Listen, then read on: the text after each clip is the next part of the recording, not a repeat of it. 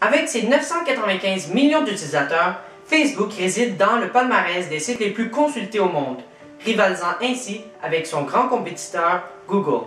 N'est-ce pas, Eliane? Ouais. Mais qu'est-ce que tu fais? Ben, je suis en train de regarder mon fil d'actualité Facebook, là. Comme vous pouvez voir, Facebook est partout. Eliane, tu n'avais pas oublié qu'aujourd'hui, nous devions expliquer aux auditeurs la raison du crash de Facebook? Quoi, c'est aujourd'hui? Oui, c'est aujourd'hui. Ben là, pourquoi tu me l'as pas dit avant? Je te l'ai dit. Ok, donc, bonjour les spectateurs de l'Internet, donc moi je m'appelle Yann. Et moi, c'est Thomas. Donc aujourd'hui, on va vous expliquer les causes de l'échec en bourse de Facebook.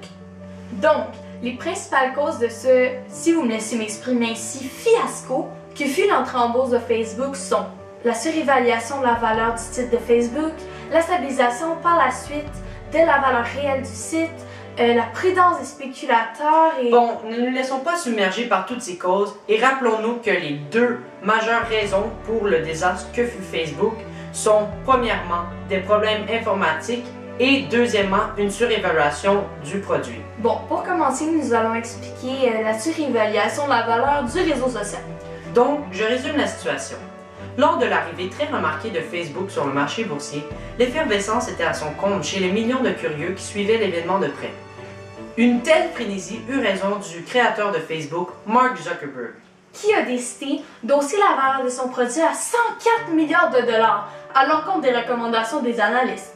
Bref, ce revirement de situation inattendu a promu Facebook au rang de l'opération la plus grande envergure pour une valeur Internet. Cette mauvaise estimation lui fut fatale. En comparaison, Facebook avait un capital de 104 milliards de dollars, tandis que Google, une compagnie 10 fois plus rentable, ne valait que 192 milliards de dollars. Il est donc évident que la surévaluation du prix fut une raison directe de l'échec en bourse de Facebook. Ensuite, le fiasco de l'entrée de Facebook au sein du marché boursier fut suscité par des problèmes de niveau informatique. En effet, le système automatique d'échange d'actions, communément appelé Nasdaq, en charge de Facebook, a connu un retard de 2 millisecondes lors du calcul du prix d'ouverture. Ceci a généré un nombre phénoménal d'annulations d'ordre. Autrement dit, le retard de 30 minutes lors de la première cotation de Facebook fut causé par un encombrement des ordres de vente. C'est toutefois pas la première fois que la Nasdaq connaît un tel type de problème. En effet, en 2007, le programme a connu un échec très critiqué lors de la tentative de prise de contrôle de la bourse de Londres. Donc finalement, la tentative d'entrer en bourse de Facebook s'est soldée par un échec en raison des problèmes informatiques de la Nasdaq. Pour conclure, les troubles informatiques de la Nasdaq et la surévaluation de ce site ont rendu cette introduction boursière une des plus effroyables de la décennie.